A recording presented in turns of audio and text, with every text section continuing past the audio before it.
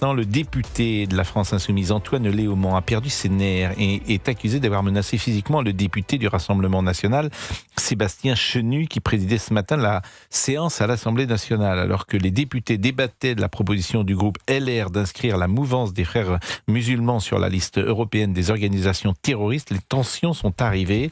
Antoine Léaumont est descendu jusqu'en bas de l'hémicycle. « Vous n'avez pas à me menacer physiquement », a répliqué Sébastien Chenu avant de suspendre la séance. Je vous propose d'écouter. Monsieur Mohamed Awad, que vous ciblez sans arrêt. Et oui, non seulement un candidat aux élections, l'article 100, mais sur les amendements, il n'y a rien à voir. Et là, c'est une réponse, c'est une prise de parole pour une réponse.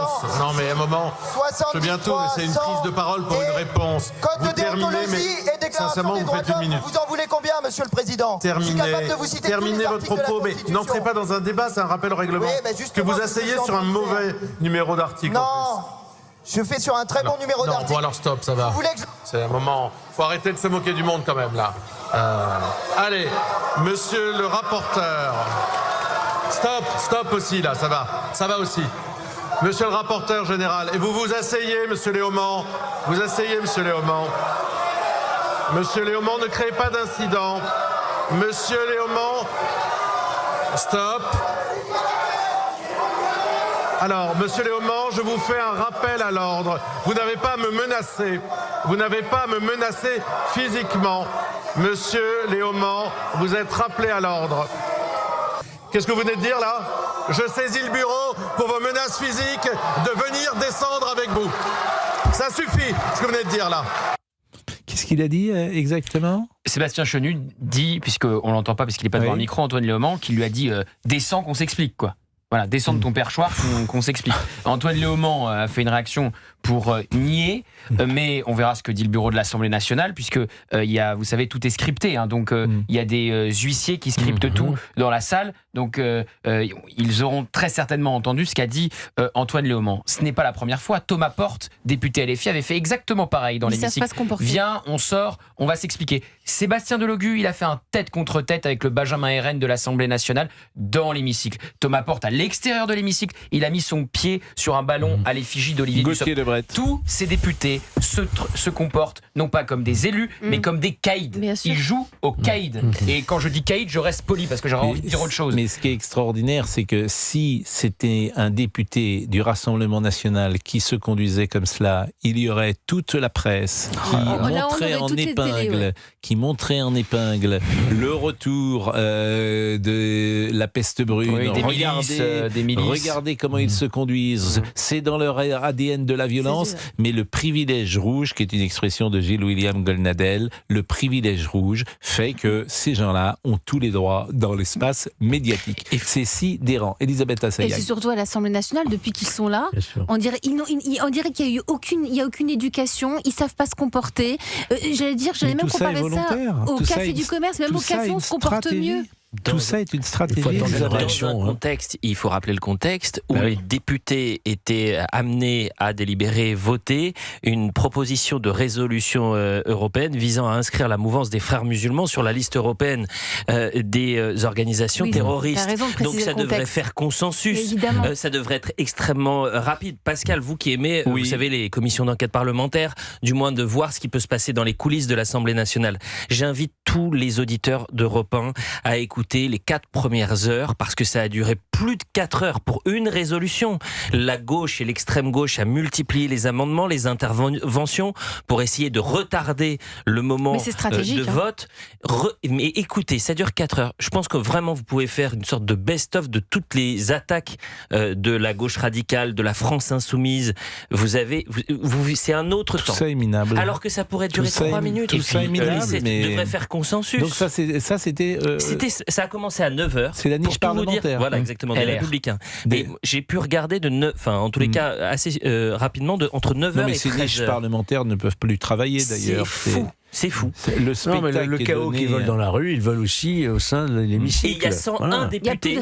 Il y a 101 députés qui ont voté contre cette résolution. C'est très important ce qui ce qui s'est passé aujourd'hui. Parce que les masques sont en train de tomber. Il y a quand même 101 députés qui... Ils sont tombés depuis bien longtemps. Ah oui, mais là on est avec classer les frères musulmans en tant qu'organisation terroriste. Mais tu as raison, ça devrait même faire les renseignements ça devrait durer 2 minutes. Territoriaux, rappelez-vous de l'enquête qui était sur le bureau d'Emmanuel Macron l'été dernier. Ça devrait durer 3 minutes 50.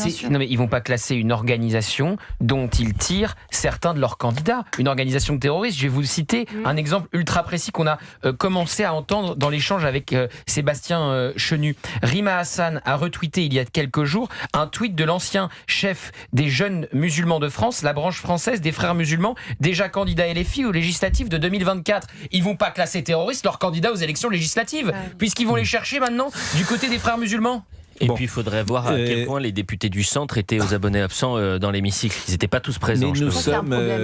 ils sont lâches. Elisabeth Assayag. Non mais ça c'est un problème aussi, ça devrait être obligatoire d'être présent. Quand on s'engage en politique, quand on est député, quand on représente la République, ça devrait être une obligation d'être présent à chaque séance.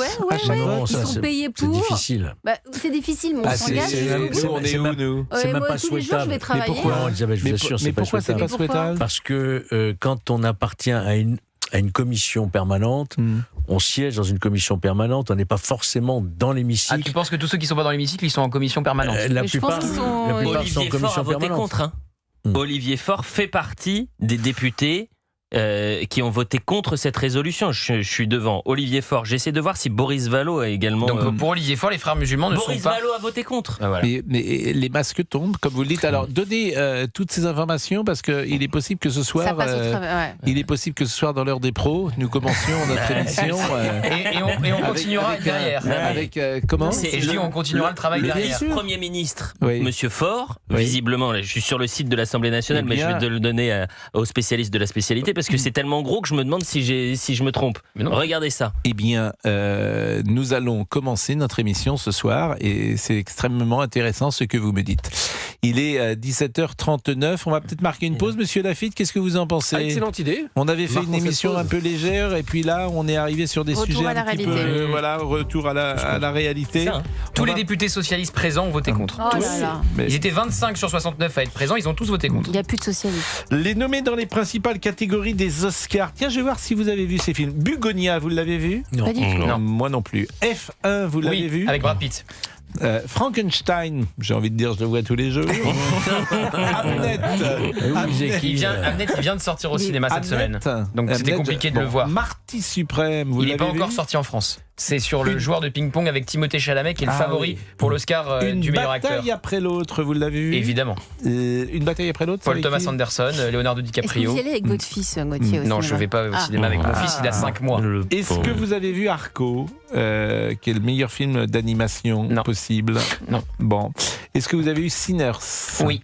Mais vous allez beaucoup au cinéma. Sinners, je l'ai vu sur MyCanal. En plus, je l'avais loupé au cinéma, il est sur MyCanal. Est-ce que vous avez vu Train Dreams ? Pardon, vous dites Train. Redites, s'il vous plaît. Est-ce que vous pouvez donner les initiales ? Vous pouvez l'épeler. Train Dreams. Oui. Je me fais une réflexion. On parlait des trains tout à l'heure et Gauthier Lebret disait qu'il faut absolument des enfants dans les trains. Oui. Mais dans les cinémas, ils refusent les personnes âgées. On en parlait hier. Ah bah justement, je voulais le dire. Je refuse absolument pas les personnes âgées. Bien sûr que si. Laisse-moi répondre. Intolérance, il a raison. Voilà, c'est à deux vitesses. Parce que les gens vous n'alliez pas dans des cinémas parce que les gens parlaient fort. Vous voulez on a eu des milliers de lettres depuis hier soir. Des gens de plus de 70 ans. Vous allez me laisser répondre. Non, là, vous allez me laisser répondre. Vous allez me laisser répondre. Vous êtes un gérontophobe. Merci. Vous êtes gérontophobe. J'ai justement. C'est ça la réalité. C'est extraordinaire, c'est les procès de Moscou ici. C'est important la publicité. C'est les procès de Moscou. Je vais répondre. Donc, j'ai raconté une anecdote comme quoi dans un cinéma d'un arrondissement parisien, il y avait beaucoup de personnes âgées qui commentaient le film pendant qu'il passait sur l'écran. Ou de les ça fait partie du film. J'ai jamais. Mais justement, cette société. dans le wagon. Et bien justement, la grande différence est là. C'est-à-dire que moi, je ne me demande pas aux personnes âgées de rester chez elles. J'accepte qu'elles viennent évidemment au cinéma. Là, toi, tu veux interdire maintenant les enfants de toutes les premières classes. ouais, Toi, bien t'es- sûr. et Ça, leurs c'est parents. extraordinaire. Mais toi, tu sais ce que tu es? Dis-moi. Mais tu es pour les discriminations. Oh là là Tu es pour les discriminations. Oh là là. S'il vous plaît. Mais c'est pas l'Assemblée nationale ici. Faites attention, vous ressemblez à Antoine Léaumont.